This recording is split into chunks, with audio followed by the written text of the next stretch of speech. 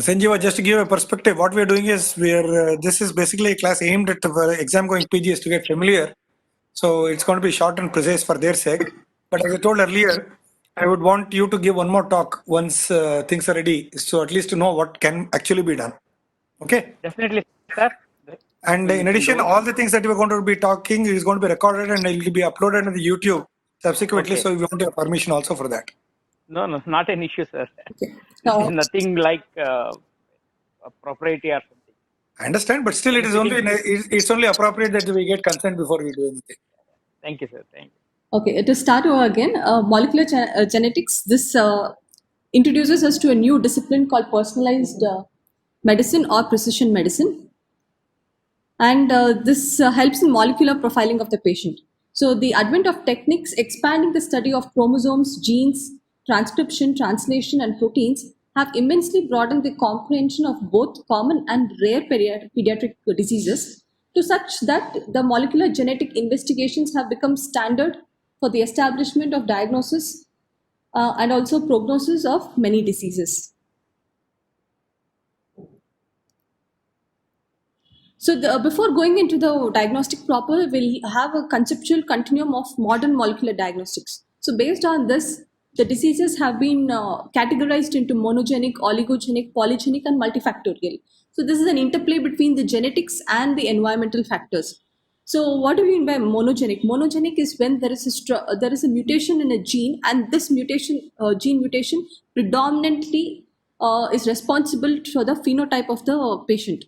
So like example is cystic fibrosis. So cystic fibrosis, there is a mutation in the gene CFTR on chromosome 7. So this is responsible for the phenotype of the patient, irrespective of what the environmental exposure is going to be. But we have seen the clinical presentation of cystic fibrosis itself is varied. So when we go into details of the function of CFTR gene, it has multiple other factors acts on, and this predominantly defines what phenotype is going to be the patient or the child. So suppose it acts on certain molecules, it leads to a pulmonary phenotype. Some other molecules, it acts to the microbial infections, and on factors responsible for pancreatic disorder, it leads to a pancreatic phenotype, and some cases meconium ileus. So what strong influence CFTR gene has on these factors will determine the phenotype of the child. On the other hand, oligogenic disorders are such that there is a gene mutation which is present, but this is not entirely responsible for the phenotype of the patient. So an excellent example in this is Hirschsprung disease. Like we know that RET mutations are common in Hirschsprung's. Like RET mutations are seen in 20 to 25% of the Hirschsprung's diseases. So what happens to the rest of the Hirschsprung's diseases? Because we know that genetics play a very important role in Hirschsprung's. So in RET predominant mutations, it is the RET mutations which is responsible for the disease. But in cases where the RET is not mutated, but there is a locus in the RET gene, that is the other genes in that vicinity which can be mutated, that leads to the development of disorder. So this leads to the disorder. So this is an oligogenic disorder. So we have different types in Hirschsprung's, mostly the long segment and the short segment. In long segment, it's quite evident that it is autosomal dominant with incomplete penetrance. But what is complex inheritance is the short segment. That is when the RET mutation and the other gene locus in the vicinity of the RET location is responsible for the disease. So we can tell that this has a very good genetic influence by various factors. When we take all these disorders, we take into account what is the recurrence risk, what is the sibling, and what percentage the sibling is also affected, and then what is the clinical variability, and is there any sexual difference.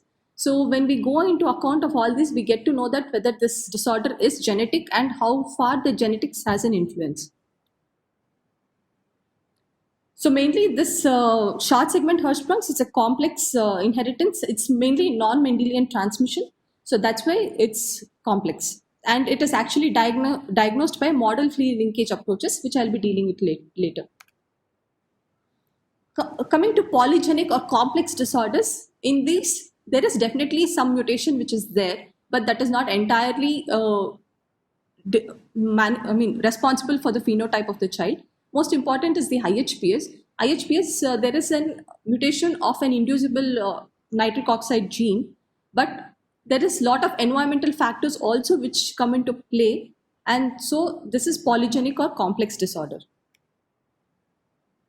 Coming to multifactorial, in multifactorial, mostly the environmental factors and genetics both, like because of the environmental exposure, it acts on genetics, and so there is an interplay between genetics and environment, and most of our pediatric surgical cases come under multifactorial inheritance. So coming to the diagnostic modalities, broadly classified as cytogenetics and molecular genetics. In cytogenetics, we have the conventional chromosomal analysis, that is the karyotyping, and we have molecular cytogenetic technique, that is the FISH. So coming to the conventional chromosomal analysis, that is karyotyping, this is dependent on the available of the metaphase, the cell division, the metaphase, what cells are there, that is more important. So technique used is G banding, that is the GMSA stain, and it can detect deletions, duplications involving a singular band can be distinguished. So still karyotyping is a standard in more cases like detection of reciprocal translocation and inversion. In this diagram, we can see that in the 15, there is 15q deletion because of the ring chromosome. Coming to the next technique, that is FISH technique. It's a molecular cytogenetic technique. It is diagnosed by fluorescently labeled DNA probes that are hybridized to the metaphase or interphase nuclei.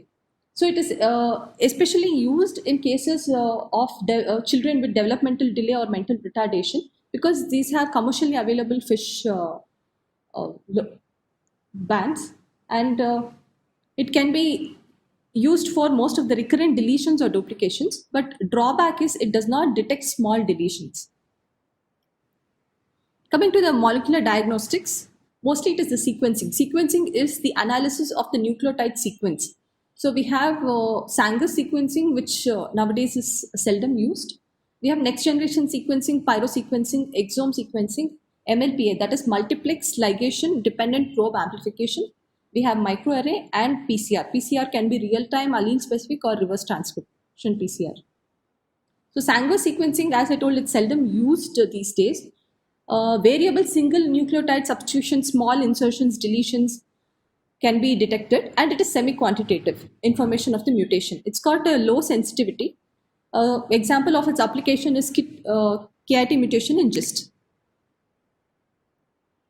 Coming to a PCR technique, it's a flexible platform that allows detection of a variety of conserved hotspot mutations, including nucleotide substitution, small length mutation, and translocation. It's beneficial for residual tumor testing and specimen with limited tumor content.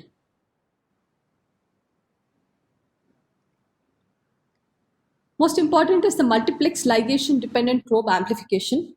It is a PCR based assay that permits the amplification of multiple targets with using a single primer. So kind of economical. Qualification of nucleic acid sequences quickly and efficiently, and detects deletion, duplication, methylation, single nucleotide polymorphism, point mutation, and quantify mRNA also. And next is the genomic microarray. It simultaneously detects the copy number variation and loss of heterozygosity. One drawback is it cannot balance translocation. So here in this, the patient DNA and the control DNA both have been fluorescently labeled differently, and then we do a hybridization, and then we process it, and then we analyze it. Pyrosequencing is a higher analytical sensitivity than Sanger's. It gives a quantitative information of the mutation level. Next generation sequencing is again a quantitative detection of single nucleotide substitution. It can detect small insertion, deletion, chromosomal translocation, gene copy variation, but it's very expensive. So this is a general table in which I can tell what chromosomal abnormalities and by which technique it is detected the most. Like polyploidy is detected by, it can be detected by karyotyping, FISH, SNP array, or a next generation sequencing. Aneuploidy can be detected by any of the molecular diagnostics or cytogenetics. If it comes to balanced translocation, only next generation sequencing is definite. But karyotyping and FISH may pick up balanced translocation also. Unbalanced translocation can be picked up by any of the molecular diagnostic methods, whereas insertions and deletions are better picked up by microarray, SNP array, and next generation sequencing. Mosaic forms can be picked up by karyotyping, FISH, and SNP array. And uniparental disomy, where the child has received two copies from same parent, it can be detected by SNP array. So with these techniques, how do we guide for clinical applications? So it helps us in understanding the molecular biology in pathogenesis, diagnostic applications, identification and characterization of therapeutic biomarkers to serve as targets for treatment, and especially in oncology, it can help us prognosticate and also predict the response to treatment. So coming to the applications, we have applications of molecular diagnostic at various levels. So first is the prenatal testing. Like, is the baby well? If not, what could be the probable phenotype of the child? What could be the probable makeup responsible for this? It helps us in prenatal testing and whether the baby is salvageable or not. Coming to the next level in the postnatal period, what if at all there is a syndrome in the family or some disease inheritance in the family, what could be the disease predisposition in this particular individual? So this can be actually diagnosed by molecular diagnostics.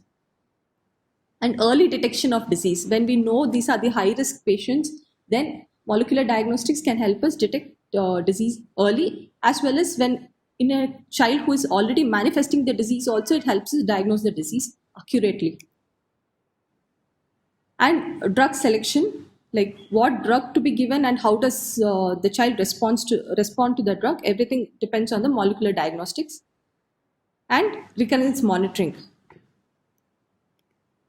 So prenatal diagnosis, specific information about an affected fetus by providing genotype confirmation of a phenotype abnormality. Suppose we see certain features in the child, like suppose depressed nasal bridge or Simon crease, then we know that this probably is a Down. So that we subject the child to a molecular diagnostic and it will give us a confirmation that yes, this phenotype abnormality fits into this genotype.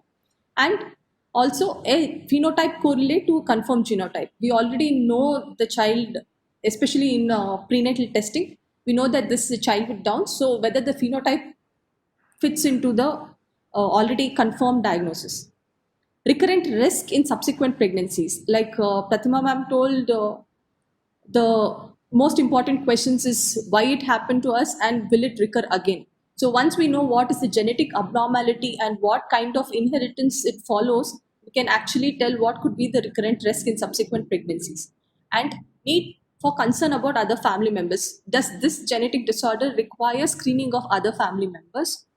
And need for genetic evaluation of the abortus fetus, which is very important, so that we can know what precautions or what can be done during the subsequent pregnancies. So it is considered a disservice to the family not to send fetus for molecular genetic assessment. So when we see a patient with multiple congenital anomalies, we have to subject the child for genomic analysis. So sometimes there are no detectable aberrations seen, and sometimes we know already what is the syndrome. But next important third category is when we see copy number variation.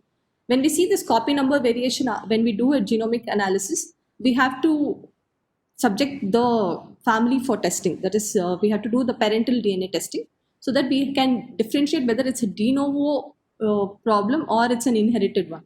So when it is de novo, again, we have to categorize into benign and pathogenic. So coming to the examples of applications, hematological malignancies, as we know, the Philadelphia chromosome in CML, follicular non-Hodgkin's lymphoma, translocation of 14 and 18, anaplastic large cell lymphoma, it helps us know the translocation of 2, 5. In non-hematological malignancies, it's solid malignancy, most important application lies in the identification of the condition when it is a small round cell tumor. So when we see a broad entity of small round cell tumor, molecular diagnostics help us differentiate what kind of small round cell tumor is it. Like Ewing sarcoma can have translocation 1122, alveolar RMS translocation 213 and 113, clear cell sarcoma translocation 1222. And also it helps us know the prognostic markers, like most important one is the NMIC amplification in neuroblastoma.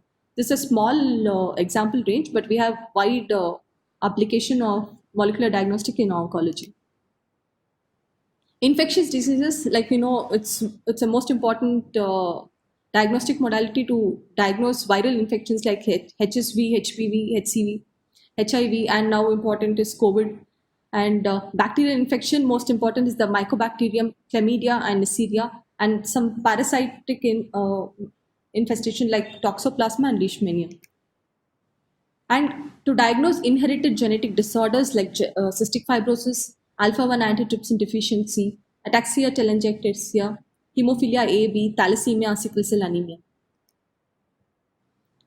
Then identity determination, like during transplantation, it has a very important role for tissue antigen matching and tracking engraftment, and important application in forensic pathology and parentage testing and twin zygosity. And this is one of the recent advances in application of molecular diagnostics in oncology, where minimal residual disease can be identified by by a simple blood test. Like suppose the child is in remission, and we have to know whether the child is actually in remission or it's only a clinical remission. So then when we subject these children, even the small amount of DNA of the tumor cells present or the markers, we can diagnose these patients early, like detect early relapse or prevent an early relapse. So now with this molecular diagnostic modalities, we go to the next level, that is the gene therapy. So gene therapy is a procedure used to treat or improve the health condition of the patient by modifying the patient's cells genetically. It's a controversial thing. Success has been usually undermined by the adverse effects, mostly the insertional oncogenesis. With improved understanding of risk and better vector design, we can witness more successful outcomes in the coming days. So coming to the steps of gene therapy, first important step would be identification of the mutant gene and then cloning of the identical healthy gene. This is called as therapeutic gene or a transgene. So this transgene is to be loaded onto a vehicle called as a vector. And most critical step would be the choosing the correct vector. So important steps is first identification of the affected gene, then cloning the healthy gene, and then loading it with the healthy gene, and then the vector reaches the target cell, and after it reaches the target cell, delivering the therapeutic gene into the nucleus of the target gene, and then to see the outcome. So this gene transfer is an important step. So it can be done either by viral vector or non-viral gene transfer. In non-viral gene transfer, we can use a naked DNA or particle-based or a chemical-based, and we have engineered vectors. Most commonly used and the most successful ones are the viral vectors. So it has different parts. Most important will be the transgene or the therapeutic gene. Then we have promoter gene. Then they have then genes encoding envelope proteins required for replication, pathogenicity gene, structural protein genes, and inverted repeats.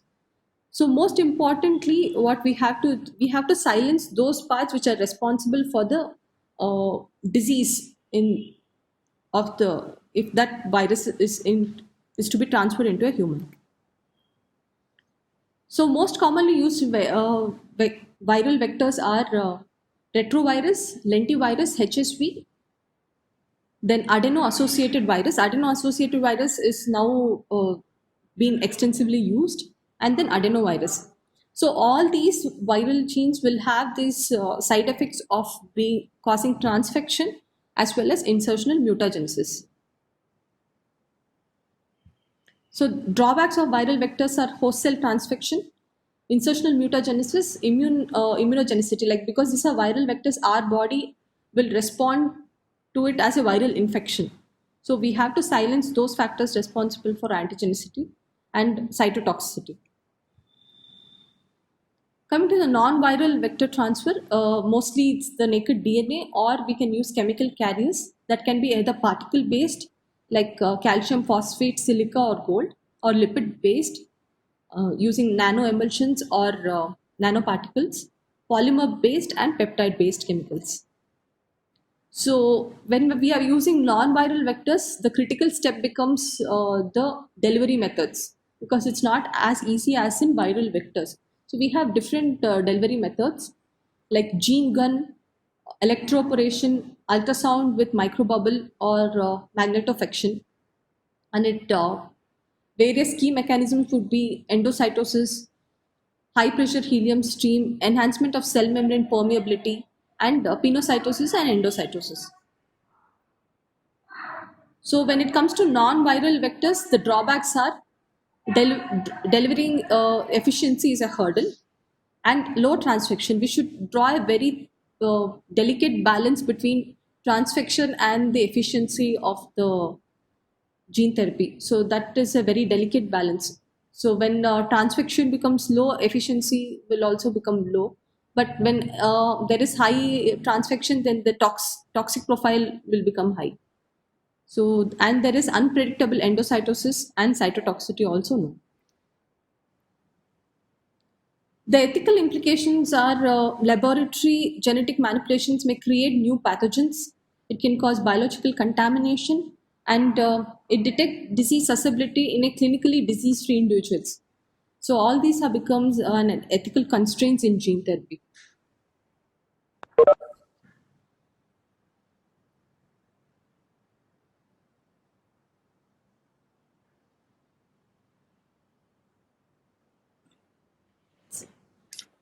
Yes, Vinu, are you through? Yes, sir. End of gene therapy, sir. Next, we'll go on to tissue engineering. And before going there, we'll have a small break. Anyway, I would like to say that actually speaking, it is not Greek and Latin, but Assamese and Manipuri for me. Yes. It is fascinating to know so much of advanced things are happening. But as I told, I don't have any practical exposure. It is just like watching a science fiction movie for me. I request Sanjeeva to make some sense of whatever has been told. And tell us about practical Ramesh, implications. Ramesh, on a funnier note, Yes, sir. why do you refer to Assamese and Manipuri? Is that Because something to do Punjabi with and your Marathi, preference? we still know, sir. This fellas, we don't know. No, Assamese. is that something to do your new preference? I started learning yesterday, sir. Okay. No, I was worried. If I went to Northeast for an inspection, I thought they may have quarantined me there. So I better know the local language. Anyway, Sanjeev, Sir, can I ask her to run through the slides? I will just please. You're free. comment. You do Yeah, work. yeah. As I told, please emphasize on the practical aspects so that we remember. Yeah. Thank you. Please go ahead. Please go ahead. All yours.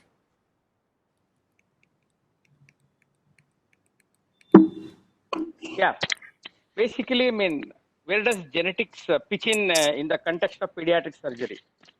I mean, most of the time, am I audible? Yes, sir. Yeah.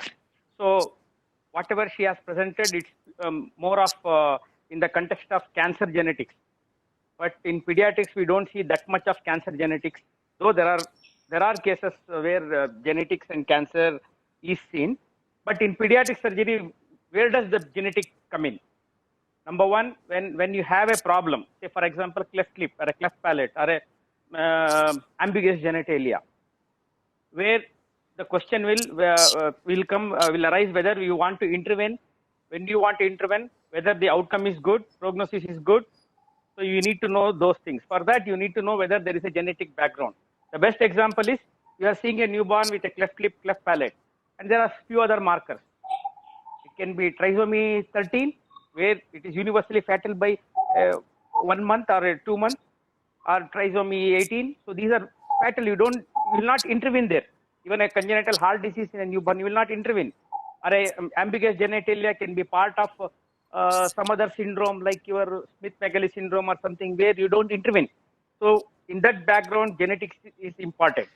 And there are some purely surgical disorders which has got a genetic background. For example, you said Hirschsprung disease, isolated Hirschsprung disease. There are some genes known.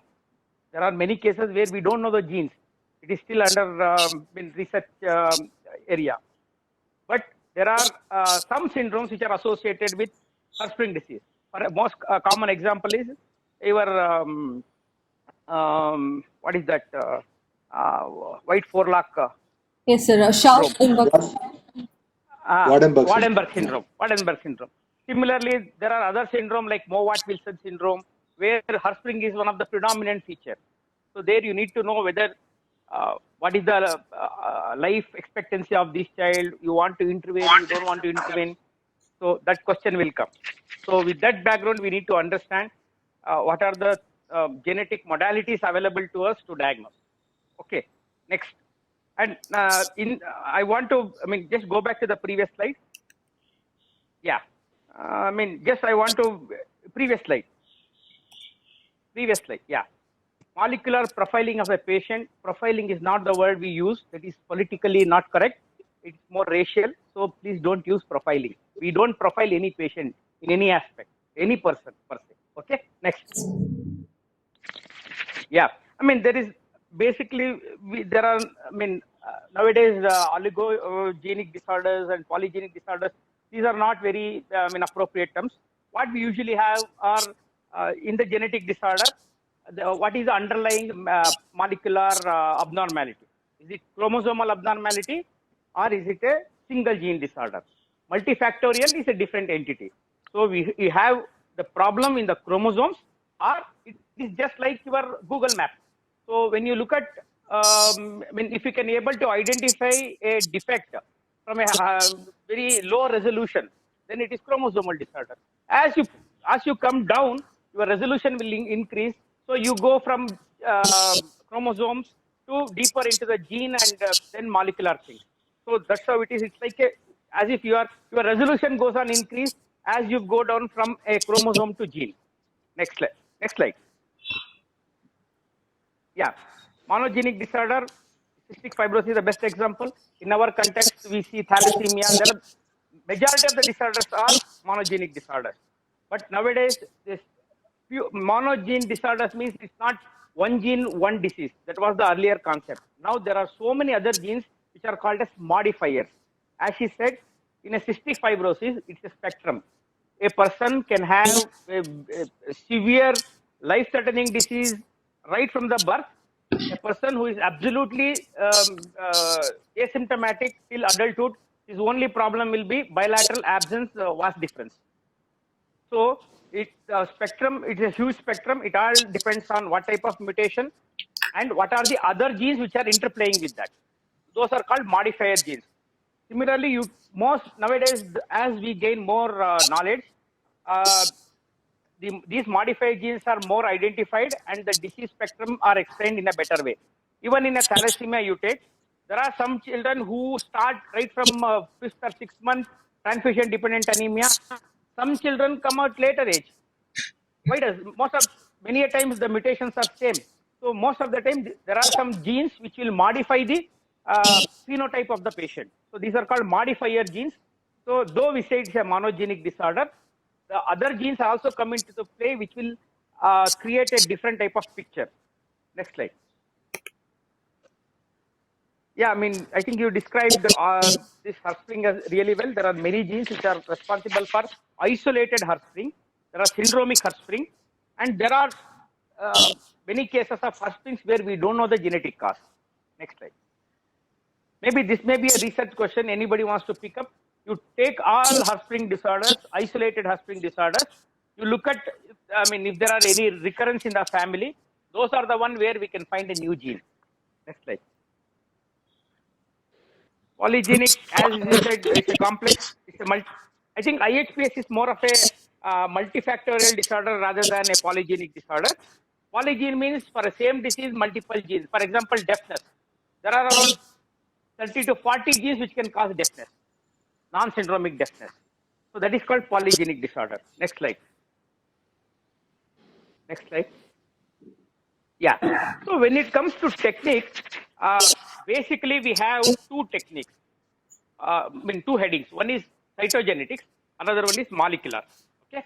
In the cytogenetics, you look at, you basically you take a living cell, you culture it, you take out the chromosomes, the nucleus from it, and you identify the chromosomes.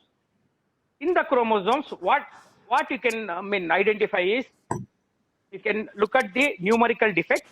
That means, are there any extra chromosome or a lesser chromosome, or the whole set is duplicated. Okay, that means you can get a monosomy. Best example is Turner syndrome, XO, or you can have trisomy. Most common example is Down syndrome, or you can have polyploidy like triploidy, polyploidies. So all these things can be picked up in a conventional chromosome analysis. So these are numerical defects. The next is structural defects. In the structural defect, you can identify deletions, duplications.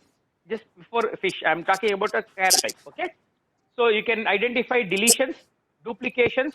You can identify any structural rearrangement called as translocations, or these structural defect. What she has shown is a isochromosome, a ring chromosome. A chromosome has become like a ring in the 50 chromosome number 50.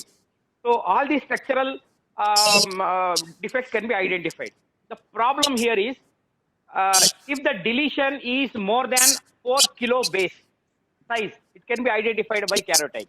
If it is less than that, then you need a higher resolution. You can't identify by this conventional chromosome analysis. The next step, next slide, please. Yeah, okay. Fish is nothing, is the full form of fish is fluorescent in situ hybridization. Basically, there are two properties of your DNA which are used in the fish. One property is, when you put a lot of pressure on this chromosome, the double stranded DNA will separate. That is called denaturation. Okay, and if you have a complementary DNA, that will go and hybridize. What do you mean by complementary? You know, in a nucleotide, it is ATGC. So A will always bond with T, T will always bond with G. So if you have A nucleotide and the complementary nucleotide is T, so you prepare a probe which is complementary to your area of interest, so that then that will go and get hybridized there. Suppose if your probe is tagged with a fluorescent material, so it will lit up. So what is happening here is, most commonly where we use is where we know the particular disease. In our setup, the most commonly we use is in 22q microdeletion. So microdeletion means any deletion which is not identifiable by your microscope, that is through karyotype, less than 4 kb deletions. So 22 in the chromosome number 22, Q is the long arm. There is a particular deletion which causes a syndrome called DiGeorge syndrome or various other things. There we use fish. So how do you read this? Basically, you will have two probes. Number one probe will identify your interest chromosome. For example, in 22q, this probe, the indicator probe will go and identify the chromosome number 22, whereas another probe will identify the area of interest. That is your 22q, the number 0.111 something, that number is there. So that area of interest will go and identify. Suppose if you are seeing the area of interest in pairs, that means both the pairs are there, both the copies are there, so there is no deletion. So you need to identify two chromosome number 22 and two area of interest. Then it is normal. If the one area of interest is lit up only once, that means that area of interest is deleted. So there are various applications of this. If you want to have, and it's a very rapid progress, you will get the result within a day or two. So this is used in so many places now. In prenatal diagnosis, we use it for trisomy 21, early identification of trisomy 21, because your conventional fish will take 4 weeks, whereas this, you will get it within a week or so. So, and even in a cancer genetics also, it is used very much. Yeah, there are some keywords. For example, if there is something they have to write on fish, the two keywords are denaturation and hybridization. They need to understand that. That's it. I mean, I'm just using some keywords. Good. Thank you. Next slide. Sanjeeva. Yeah, just wanted to know this, when before you go out of the fish slide, So, like, say, for example, when you suspect something like, say, genetic problem is there, but you don't know exactly what it is. Yeah. So, is there any probes where we can actually do hybridization of the entire the chromosomes without knowing Sir, exactly where exactly what? Sir, actually, there are, I mean, see, when you have, this is a genetic syndrome, you don't know what is that, this is a problem with a genetic background, okay? And you don't know how to Okay. approach, okay? So basically, what is the common approach is, earlier we used to do karyotype, but in Okay. Western world, they are not doing any karyotype now. It's gone now, almost. So Okay. you directly go and do a microarray. Okay. Microarray techniques. Microarray. So what microarray will give you is, microarray will give you the overall picture of the whole chromosome. Are there any addition or deletions? Okay. Okay. Okay. So see, either there will be an addition or a deletion. Even a trisomy is an addition, True. Yeah. or a monosomy is a deletion. So the Yeah. whole chromosome may be added, or a whole chromosome may be deleted, or a part of it may be added, or a part of it may be deleted. Yeah. I think I got that, Sanjeev. My question was, Yeah. if fish probes are very specific to specific places, no, you have That's what focus of. this microarray is nothing but the whole genome of fish. Okay. Thank you. Okay, it's almost same principle they use there. Okay. Okay. Now this molecular diagnostic test, I mean, I think what she has mentioned, Sanger sequencing is still the gold standard. It's not. It's used widely even now. The advantage of Sanger, say, the particular disease. For example, this child is having a achondroplasia. As soon as you see, the diagnosis, but you want to confirm that. It is easy to do Sanger sequencing because it costs very less by doing a Sanger sequence. Hardly it's around 2,000 rupees to do a test for achondroplasia. So when you know the disease, when you know the mutations, what are the possible mutations, you can do Sanger sequencing simply if it is available. For example, Noonan syndrome. So many syndromes we have Sanger sequencing available readily. So it is easy to do, and the turnaround time is less, and the cost is also less. Pyro sequencing we don't do. I will come. Just go back. I can finish up in this. Okay. So now we have. Yeah. So usually when you have a case undiagnosed, you don't know what is the background. So the ideal approach will be, you just do a microarray that will give a genome-wide idea about what's happening, addition, deletion. The next step, if you don't get anything there, it can be a single gene disease where in the particular gene, a single mutation may be there, missense mutation or something like that may be there. For that, you need to do the next generation sequencing and exome sequencing. Okay, next gen sequencing is the platform, and the test is called as exome sequencing. What exactly we do in the exome sequencing is, basically in any gene there are two parts. One is exons and another one is introns. Exons are the coding part. Exons codes for the protein, whereas introns are they are in between regions of these two exons. It is like your beads. In between beads, there are these wires which will connect those beads. So these introns are nothing but wires. Exons are nothing but the beads. Okay. So our interest is there any problem in the coding area of a protein? So you sequence the whole exon. It is like reading a textbook. You are reading the whole textbook, not in between the spaces. Okay. So the whole exons are sequenced and read, and there are different ways of interpreting that. That is called exon sequencing. There are again it's Indian jugaad, you can call it as, because if you want to sequence the whole exon of the genome, it will cost you hell of a lot. So to bring down the cost, what we have done is we have called as something called as clinical exome sequencing. The idea behind that is, there are around 20 to 25,000 functional genes in our body. That means these are the genes which have known functions. This accounts for only 1% of the whole genome. 99% of the genome are called as junk genes, because we don't know their function. That's why we call them as a junkies. So this 1% accounts for 20 to 25,000 genes, out of which we know that around 10,000 genes are known to cause some diseases. So in clinical exome sequencing, we take those 10,000, even in that around 6 or 7,000 which are commonly causing one, those genes you do sequencing, that is called clinical exome sequencing. This is just to bring down the cost, that's it. MLPA is poor man's microarray, where deletion and duplications, anything is there that can be picked up easily in a very limited way. Real-time PCR, she has already mentioned. Next slide. Next slide. I think I have explained all these things basically. Next slide, next slide, next slide. Next slide. Next slide. Yeah. So this slide is slightly important. This will summarize the whole thing. And as I said, the clinical application is in the pediatric surgery, number one, to detect the underlying abnormality that will help you in taking a decision.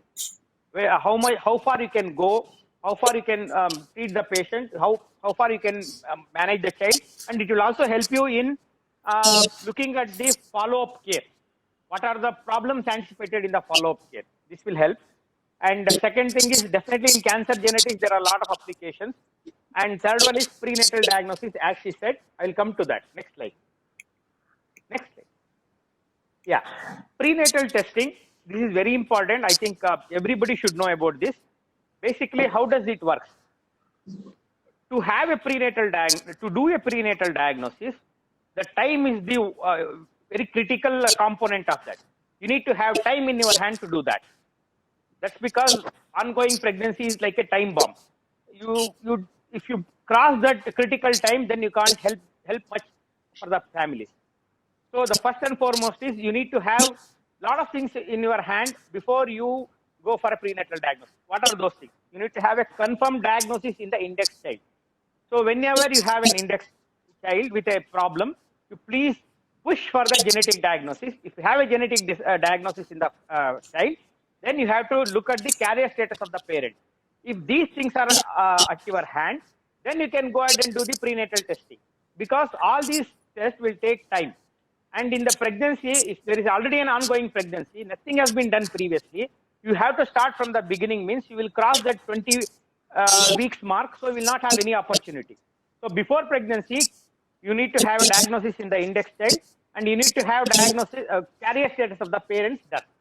Then what we do is, between 11 to 14 weeks, you do the invasive procedure, take out the chorionic villus sample, and then you do the same testing, whatever the mutation you have done in the previous child, whatever you have detected in the index child, you do the same thing in the CVS sample, and you will see whether the child is affected or not affected. The decisions will be taken. If you want to terminate the pregnancy, you will have opportunity till 20 weeks, you can do that. Many centers will advise for amniocentesis. I think that's a wrong option, because amniocentesis can be done only after 16 weeks, not before that. Because there are adverse effects. If you do before 16 weeks, limb abnormalities are more common in the fetus. So you have to do only after 16 weeks. If you do a amniocentesis of 16 weeks, by the time you get the report, it will cross the 20 weeks, and you will have a problem. You can't take a decision. So it is always advisable to do a chorionic villus sample between 11 to 14 weeks, get the report by around 16 weeks, and you can take a decision before that. That is one thing. And there are new modalities of prenatal testing that's called as NIPT. It is non-invasive prenatal prefetal DNA prenatal testing. The basic idea here is the fetus, growing fetus in the womb, will the DNA from that fetus is regurgitated back into this maternal circulation. So in the maternal circulation, you can pick up those very tiny quantity of these free fetal DNA, and you do a deep sequencing. You look at the proportion of that, and you can detect many diseases. And this application is used nowadays very commonly, and it is, it's easily available in our in India. Even it's done in Bangalore. So it's used in your aneuploidies, for example, Down syndrome, Turner syndrome, all these aneuploidies. Nowadays, it's also offered for some of the single gene disorders like your achondroplasia, some of the single gene disorders, especially dominant one, X-linked disorders, it is offered. and more diseases are also included in the test. So that is one thing whenever discussing about prenatal testing, you can write about that. Sanjeev, yeah, Ah. Sanjeev, just a minute. So just when you told about that DNA regurgitating into the maternal circulation, Yeah. is it a fragmented chromosome or the whole chromosome in that maternal circulation? So usually it will be small pieces of DNA, sir. Okay, okay. And So then what nowadays they they're do telling is, about identifying the fetal sex using that maternal samples. yeah, that's very easy. Actually, in fact, if you take a sample at around 10 weeks, 115 ml sample and 20,000 rupees, you can know what is the sex of the child. So the CH and all, you can use that, isn't it? You can use that. X-linked disorders are very easy to, especially if it is X-linked recessive disorders, it is very easy to pick up. Thanks, thank you. In fact, this whole application started with the X-linked disorders. Okay, okay. Yeah. Next slide. But in CH now, I mean, sex determination is not the answer for that. You can go to the DNA level and you can identify the particular mutation and you can take a decision on that. No. In CH, what we do is they give maternal steroids so that the virilization is less when the baby is born. It's not indicated Sir, for termination. Sir, there are a lot of controversy about maternal steroid. I think now the recent recommendation, what they say is there is no point in using maternal steroids. It will have a lot Okay. of other effects on the child. Okay. Yeah. Okay. Thank you. So, yeah. So I think I discussed about prenatal diagnosis, and yeah, this is something where okay, this is copy number variation is fine, but when you look at the spectrum of genetic disorder, the most common is single gene disorders. So usually what we do is instead of your microarray, we directly go ahead and do the exome sequencing, because the chance of getting an answer through exome sequencing is higher than through your copy number variation, that is your microarray. So again, the problem is she has said that if it is a de novo, determine whether it's a benign or pathogenic. If it is so white and black and white, then it is easy.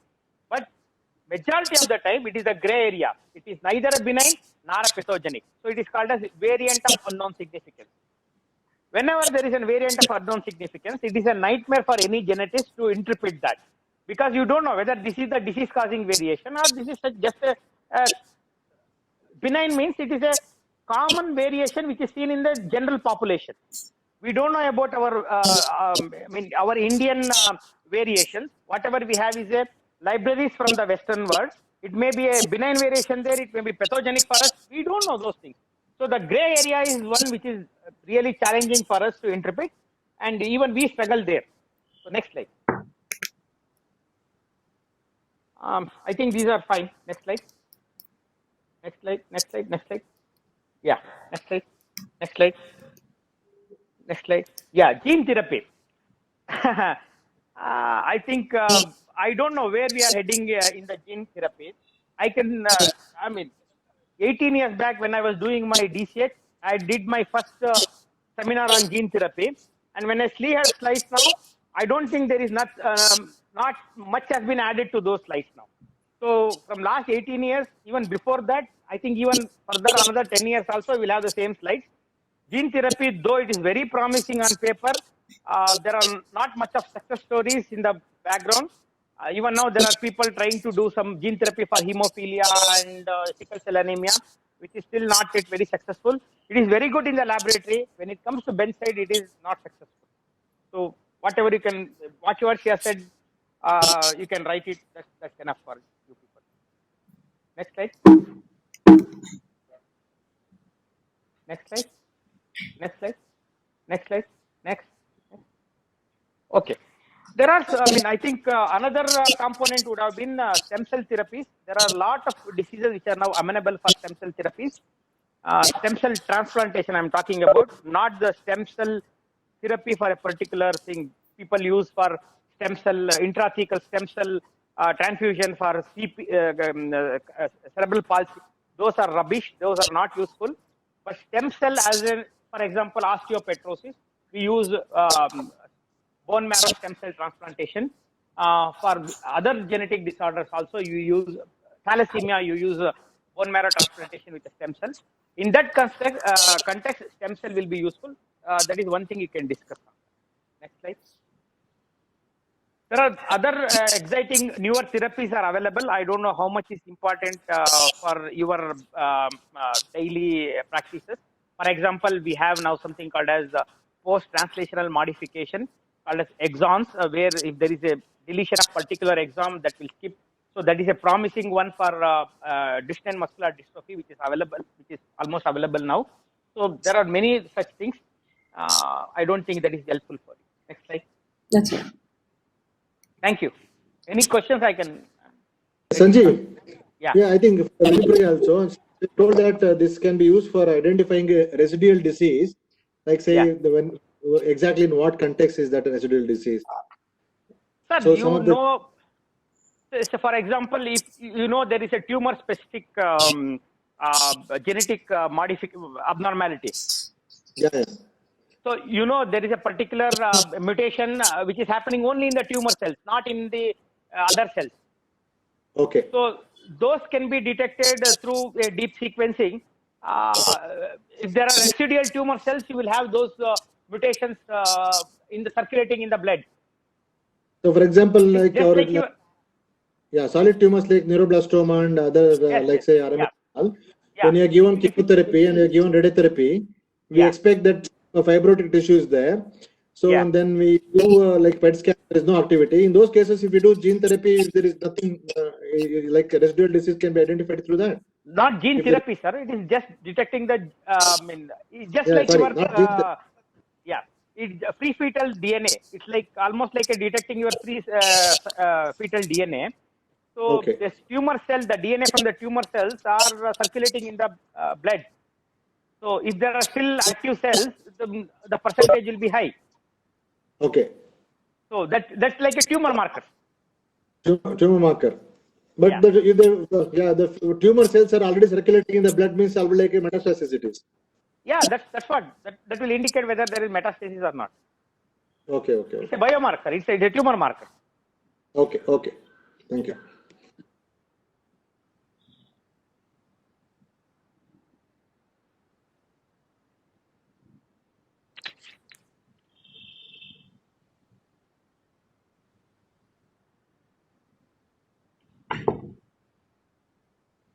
Yeah, Sir, yeah.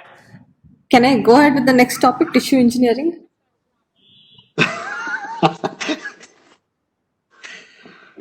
I think I think you should go ahead, Vinapriya. Why you are thinking like that? No, no. No, if the discussion is complete, Yes. are there any?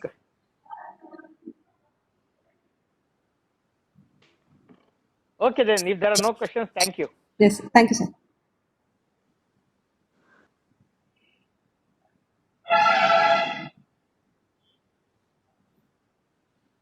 I have a question. Oh, sir is left. Yes, sir. Yes, sir. I have a question for Dr. Sanjeeva. Is he there or has he left? Yeah, yes, sir. Or I'm are we there. too tired? No, sir. Please go ahead. Sir, there's a lot of talk about epigenetics these days. Yeah. How is it impacting kind of in the application of diagnosing and treating conditions, epigenetics? So basically, epigenetics is it is a modification in the gene without changing the basic nucleotide sequence. See, for any genetic disease, ಇಲ್ಲ ನಿನ್ನ there number must be some. ತಗೊಳ್ಳೋಕೆ ಕೇಳ್ತಾ ಇದ್ರು ಅದಕ್ಕೆ ನಿನ್ನ ಮಾಡಕ್ ಹೋದಾಗ ನಿನ್ನ ನಂಬರ್ ಬಂದ್ಬಿಡ್ತು ಡಯಲ್ ಆಯ್ತು ಸಾರಿ నేను didn't want to call you. Hello? Okay. Hello. Yeah. So epigenetics basically the basic nucleotide sequence is not changed. Something happens beyond that, and it will have an impact on the expression of the gene. The best example in clinical syndromes are our Prader-Willi, Beckwith-Friedman, where one of the gene is silenced because of epigenetic mechanism. Okay. Nowadays, there is a lot of these emphasis on epigenetic factors which will have an influence on the outcome or a phenotype of a patient. for example, in autism or any other things, these children, when the genetic makeup is happening in utero, they will not have any problem there. So when it comes to expression of those genes, some of the genes are silenced. So, and if there are genes which are responsible for these communication and other neurodevelopment, if those genes are silenced, then they will develop these neurodevelopmental disorders. So, epigenetic factors are nowadays talked in many situations. When it was started with a few syndromes, but with every new syndromes and with every new genetic entity, epigenetics plays a role, either as a modifier or as an expressor. So I am not very sure how it is, played in the pediatric surgical context. Maybe in some polygenic disorders like your Hirschsprung or your IHPS, epigenetics might play. It might silence some of the genes which are responsible for development of a particular tissue. So it might be there. Thank you. Thank you. Yeah. Okay, sir. We'll go ahead with the next topic, that is tissue engineering in pediatric surgery. So the goal of tissue engineering is to create a living replacement organs and tissues to provide, restore, maintain, and improve lost or congenitally absent function. So it's specifically applicable to pediatric surgery because the durability of surgical therapy must be the greatest in children. So the key areas of underpinning science in this tissue engineering would be advances in biological and physical sciences. When it comes to biological, because of discoveries in stem cell biology, and then when it comes to physical, it's because of the manufacturing of the scaffold and development of bioreactors. So I'll deal into the components of tissue engineering now. So there are 4 components in tissue engineering as depicted in this diagram. First is the stem cells. Stem cells later with various growth factors, it is designated to become one specific organ or tissue. And then we should have a scaffold. Scaffold is the structure, physical structure on which the cells can be put on. And then we have the bioreactors. Bioreactors are the growth factors or other targeted molecules which can be added on for the stem cell to be directed to develop into one particular organ or tissue. So the first component is the source of cells. The source of cells are definitely stem cells we take. So there are types of stem cells. One is, we can take even the somatic cells. One of the examples for somatic cells taken is skin, where we can use skin cells to make and culture it in vitro to make it into a sheet. And in stem cells, we have various types. We have embryonic stem cells, we have fetal stem cells, and we have somatic stem cells with various potential. Like it can be either pluripotent, that it can be developed into any organ in the body or any tissue, totipotent or multipotent. Multipotent is desired number of tissues it can develop into. Or the new entity is the induced pluripotent stem cells. That is, we take the cells from a body and then we make some genetic modifications to this cell so that they become stem cells or pluripotent cells after these genetic changes. So especially these induced pluripotent stem cells, we can take either peripheral blood cells or a skin biopsy, and cells are harvested and then we reprogram them to become a stem cell again. So this can be induced pluripotent stem cells. So coming to the stem cells proper, somatic stem cells are multipotent in nature, and these can be either hematopoietic stem cells or mesenchymal stem cells or endothelial progenitor cells or neural stem cells. So widely used are hematopoietic stem cells and mesenchymal stem cells. In mesenchymal stem cells, they are harvested from bone marrow, adipose tissue or umbilical cord. It's very important once we take these cells to identify them as mesenchymal stem cells. This is done by usually the markers. Mesenchymal stem cells usually express CD105, CD73 and CD90. And along with that, these mesenchymal stem cells also have trophic and anti-inflammatory properties. Trophic because it expresses various growth factors, anti-inflammatory because it expresses prostaglandins. Embryonic stem cells. These are harvested from the inner cell mass of an early human blastocyst. That is day 4 or 5 after fertilization. This usually comes from a large number from in vitro fertilization. So the embryos which are not used for implantation, these can be used to harvest the embryonic stem cells, but this has got a greatest ethical limitation. Fetal stem cells are obtained by blood, bone marrow, other tissues from the aborted fetus, and nowadays they're used as cell therapy in Parkinson's and spinal cord injury. Then we do an in vitro differentiation. So we have to culture these cells in vitro. So we have to use a culture media, and this media will contain cocktail of small molecules. These molecules will either stimulate or inhibit signals. They will have cytokines, they will have growth factors and other chemicals required for the growth of the cells. And addition of these factors are usually time-specific protocol. Like suppose I have to add bone morphogenetic factor 4. I'll not be adding it on day 1. There is a protocol of adding it on day 4 or 5. Like that, various growth factors are added at different time scales. And it is essential to confirm the purity of the cell lineage once we have cultured this, and we should make sure that there are no undifferentiated cells. Otherwise, this becomes an important this for carcinogenesis. Next component of tissue engineering would be scaffolds. Scaffolds are physical structures on which these cells should be put on. So when stem cells are cultured in vitro, they can form only sheets. They don't have a physical structure. So we need support structure on which these cells can be put. So these are called scaffolds. So these scaffolds can be either natural scaffolds or artificial scaffolds. These can be either rigid or semi-rigid. Usually they are porous. Porous because they have to take in these cells, accommodate these cells. So these provide physical support and shape to the engineered tissue, and they guide cell growth and migration and differentiation. It can be either natural or artificial. An ideal scaphoid should have all these features. That is, it should provide structural support to the cells. It should allow cells to attach, migrate, and proliferate. It should enable oxygen, nutrients, and regulatory factors access to all cells. This becomes a very important challenge. Deliver signals to promote cell migration and proliferation. And it should be biocompatible, non-immunogenic, and ideally biodegradable. Coming to the natural scaffolds, they are obtained by treatment of human or animal tissue or organ, and we remove those resident cells leaving behind the matrix by using various detergents so that we preserve the intricate anatomy. One disadvantage is, suppose we need an entire organ to be engineered, we need an organ. So this we need a lot of organs for this natural scaffolds, which is again a limitation. So then we move on to artificial scaffolds. They can be either graphene or polylactide or polyglycolide materials can be used, or we can use bioactive ceramics like calcium phosphate and bioactive glasses for skeletal repair. So these can be hydrogel with cross-linked hydrophilic polymers. This is like hybrid one.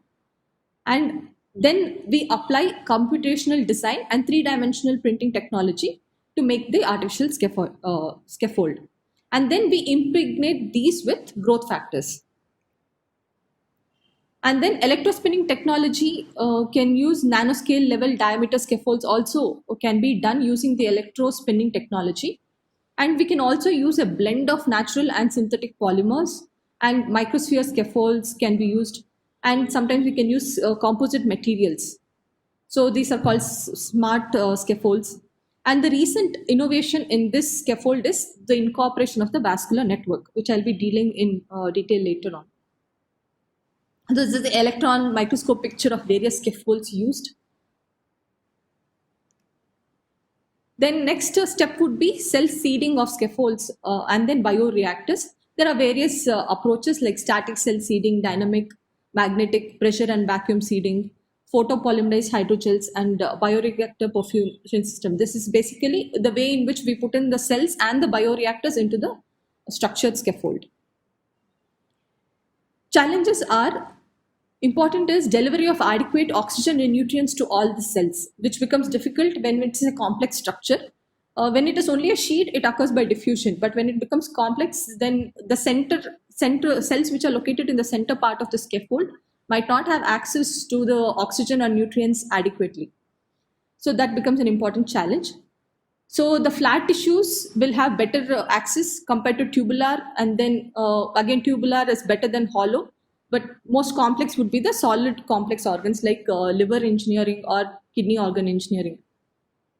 And important is attaining adequate numbers, maintaining the viability of all the cells and function. And another important is not to revert these cells into undifferentiated cells. All these are challenges that we face in tissue engineering. So the side effects or the safety concerns in this would be tumor formation, genetic and epigenetic abnormalities can occur, transmission of infection, there might be poor viability and loss of function, and differentiation to undesired cell types. There might be rejection and side effects of immunosuppression when we use allogenic cells. So coming to the application, widely used are cartilage tissue engineering, like in cleft palate or craniofacial defect, long bone defect, or defects that result post-surgery. Cartilage can be engineered and then can be transferred. Or cartilage engineered ear reconstruction, temporomandibular joint, and also articulate cartilage for meniscus replacement are tried. Everything, most of it are under clinical trials only. Clinical or animal trials, sorry. Limitations are there are low replication rates of primary chondrocytes, and there is low construct strength. Whatever we engineer this cartilage, it will have less strength compared to the tissues that occur inherently in the body. Bone engineering, most important bioreactor required for bone engineering is bone morphogenic factor 2 that is used to accelerate the bone growth. Limitation again with bone engineering is diffusion distance from surface to the center of the construct. So this can be overcome using either mesenchymal or endothelial cells in a fibronectin collagen gel, so that they provide neovascularization and nutrition to the cells. Cardiac tissue engineering, most important disorder where it is tried is valvular heart disease. So valves are co-cultured with autologous medial and endothelial cells, and as they have advanced, they have used pulsatile flow so that there will be a biomimetic environment, and this pulsatile flow will increase the mechanical strength and improve cellular function. So this is how we take, we can use either a natural or an artificial scaffold on which we put in the endothelial cells, and then we regenerate the valve, and then it is used for valve replacement. Vascular tissue engineering, complex congenital heart disease which simultaneously requires vessel reconstruction, like in Fontan procedure. We can use vascular tissue engineering techniques. Like Shinoka and colleagues first tissue engineered blood vessel on 4-year-old girl to replace the occluded pulmonary artery after a Fontan procedure. Now it has been 7 or 9 months post procedure and child is doing well. And most important is small vessel diameter grafts, which will be very difficult while using PTFE graft or a Dacron graft, can be easily obtained using this tissue engineering techniques. And this provides new vascular stent material. Gastrointestinal tissue engineering, it is potential to improve. Most importantly is pure esophageal atresia, long gap esophageal atresia, short bowel syndrome. And tissue engineered esophagus can be used either as a patch or an interposition graft. In 1998, transplanted organoid units, full thickness harvest of intestine and 2 mm cylinder bioreactive polymers were used, but results were not satisfactory. So the presence of mesenchymal core surrounded by polarized intestinal epithelium is what is required for an intestinal or gastrointestinal tissue engineering. Ideal scaffold for intestine is yet to be identified, and tissue engineered intestine replacement with peristalsis. Now this adding on peristalsis is again a difficult challenge in tissue engineering. So these are the applications. This could be important is for us is tracheoesophageal fistula. Most importantly is the pure esophageal atresia and the long gap esophageal atresia. And in acquired conditions, we can use it for caustic corrosive strictures. So there is a paper of tissue engineering in esophagus where in animal models, there have been various trials where they've used tissue engineered esophagus as conduit. Congenital diaphragmatic area, hernia. In congenital diaphragmatic area, it can be used in various aspects, like if it is a larger defect, ideal patch is yet not available. Like the synthetic patches which we use, we have various limitations. Like it will not have that elasticity, it will not grow with the child. These can be overcome by producing a tissue engineered diaphragm and other areas in congenital diaphragmatic hernia would be engineering the lungs itself and using various factors for improvement in lung vasculature. So there's a paper of regenerative medicine solutions in congenital diaphragmatic area where it's been told that it can have promising results in all the three aspects: developing a patch or tissue engineered lung replacement and development of pulmonary vasculature. Another important area which fascinates us is necrotizing enterocolitis. Necrotizing enterocolitis, there are various theories which tell that there is stem cells and various growth factors have an important role in reversing the ischemic damages that occur in necrotizing enterocolitis. So suppose the child has a perforation, we have to operate, but for the other areas of the intestine, which are like borderline, we can definitely, it becomes promising for us to use stem cells or these tissue engineered growth factors, which can make a difference in these children. Liver replacement and engineering. The challenges with liver replacement and liver engineering is hepatocytes are anchorage dependent. So we have to use an insoluble extracellular matrix for survival and proliferation. And these hepatocytes de novo have very good cell-to-cell interplay. So it's very difficult to establish in vitro when we culture them. And we require a lot of non-hepatocyte population, which have very important role, like stellate cells, Kupffer cells, biliary epithelium. And requirement of structurally making an artificial biliary system is a challenge. So liver engineering is yet to come in a full-fledged way. Organized structure as scaffold is required to meet the needs. Initially, they have tried using perfusing stem cells or liver cells through the portal circulation, but the cell mass it achieves is too less for the physical stature of the patient. So we require entire organ to be engineered. So now they have come up with polymer device with integrated vascular network to provide access to blood supply. In urology, again, we can go from kidney. Again, when it comes to kidney, there are animal trials going on to engineer the entire kidney. Ureter, most important challenge in kidney engineering would be establishing the renal unit, glomerulus and the tubular structure and the excretory function.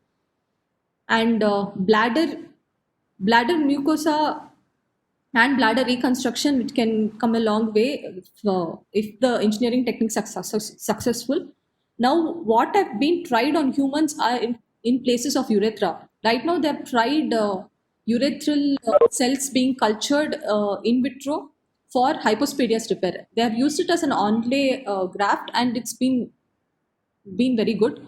But entire tubularizing it and using it as an interposition graft again is a big challenge. It's not yet been tried. So we have promising results in future if it comes a long way.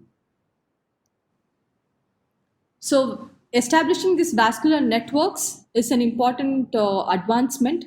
So there is development of a vasculature within the construct which promotes cell survival, tissue organization and rapid nutrient supply.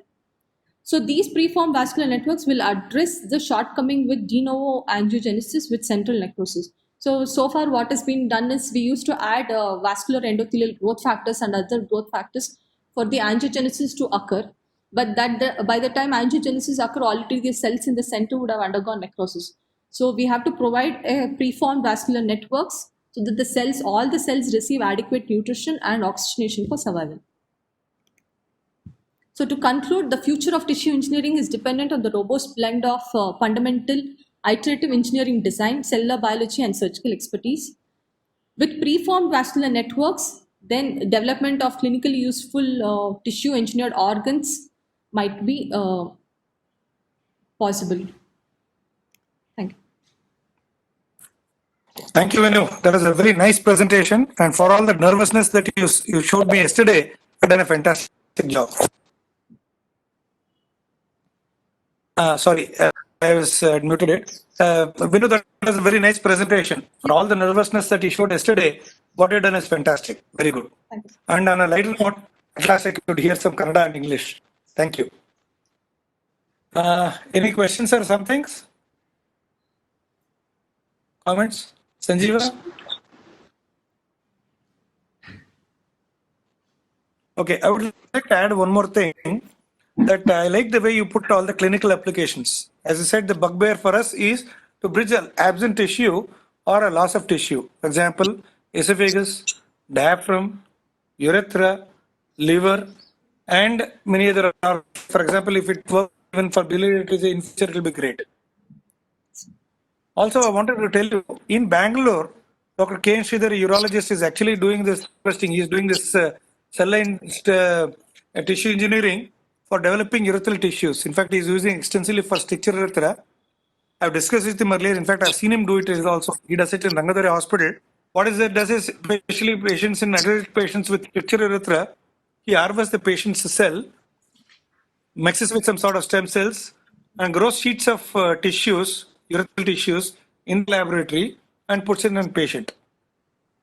He claims excellent results, but like most of us say, I mean, he's a good guy, he's a nice guy, but what we have to take it with a little pinch of salt. But in any case, we'll see if we can get him for one of the talks. Yes, sir. Any exam going? You fellas are silent. Either you are sleeping. Ramchandra sir, Sanjeeva?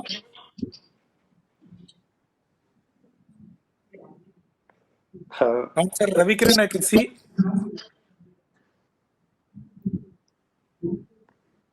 Narendra, any questions or comments? It's an excellent Just that, presentation, sir. Yeah. Just that there was one fraud which occurred at the global level about this engineered trachea. So that I wanted to remind that frauds can Please. occur in this field. There is a big fraud for engineered trachea in a child with who did not have a trachea, who had this LTE cleft. So Okay. it is a very famous incident. Okay. Sir, I'm not very sure how successful is this stem cell engineered one, because I mean it's not my area of things. But as sir said, there are a lot of fraud happening with stem cell therapies. There is a big, I think, mafia going on, claiming that stem cell therapy is a silver bullet for most of the chronic problems, especially in children. They have advertised that it will be useful in cerebral palsy, muscular dystrophies, in some pancreatic diseases. I mean, but scientifically speaking, it's not proven that these are successful, especially when they say umbilical cord stem cell or a fetal stem cell therapies. Till now, it is not successful, but there are some fraudulent claim which is happening. We have to be very cautious whenever we either accept or we endorse those attributes. You're very true, Sanjeev. Just like what you said about people are basically desperate to look for solutions. Okay. Yes. Basically looking for solutions, and in which they're willing to desperately try everything. Yeah. For instance, a senior pediatric surgeon who's actually a past president of the association, who's also related to one of our medical colleagues in the institute. His son had cerebral palsy, special child, a problem. Despite all knowing all the things, somebody promised him stem cell therapy, for which they took him abroad, tried it, obviously didn't work. And our own good friend from All India Institute actually claimed excellent results for stem cell therapy for meningomyelocele, and again it turned out to be fraud. So I think there are fraudsters all over, but what needs to be understood is that yes, this is an exciting field. Like you said, for the last several years from the time of your DCH and come, not only don't worry, lots of things from my MCH days are still the same. So we'll have to, but as I told, we can't dump it all, but we'll have to look at it with a sense of caution. I agree completely. In fact, when you look at the data, I mean, there is a big advertisement for this stem cell storage. Yeah. And they advertise that it is like an insurance for you. I mean, I don't think it's a big, there is no big fraud than that. Because see, Sanjeev. look at, Sanjeev, just to answer your question, the same discussion went on about 3 days back when Dr. Sunil Bhatt from Narayana Hrudayalaya was giving a talk on bone marrow transplant. Okay, That then time you we would have did raise the understood. same question about the cord blood sampling and pooling. Asked him what is the ethics, number two, applicability, clinical or otherwise. He said there are three basic types of stem cell banking. One is individual stem cell banking, which is what is promoted commercially very heavily, which is useless because one, the child may not require it. Number two, if the child requires, the same genes are there already in the same stem cell. So child may not really benefit from the way it is being prescribed. What is useful is community stem cell banking, which is what should be done, which is what is encouraged in many Western centers. He says in India, at least there are two centers which actually started this community stem cell banking, which actually did not because take off because of commercial reasons they could not sustain themselves. So third thing he says now is now they're trying to get a community stem cell banking. That is, of the people who are storing their individual blood bank stem cells, Stem cells. the Yeah. red blood cells, amongst them they are forming a community of say maybe 200, 300, 500, 800, whatever, so that each one of them can help each other if needed. Yes. And as you rightly said, he made it very, very clear that individual blood bank stem cell banking right now has got no role except commercial exploitation. You're perfectly right, sir. In worldwide, the usage of these stored stem cell is hardly around 1%. And No, 99% he of the says, time it is useless. yeah. That is because the stem cell registry itself, there are a lot of practical issues. For example, Yeah. one, you really require a huge number of samples for you to get a match sample.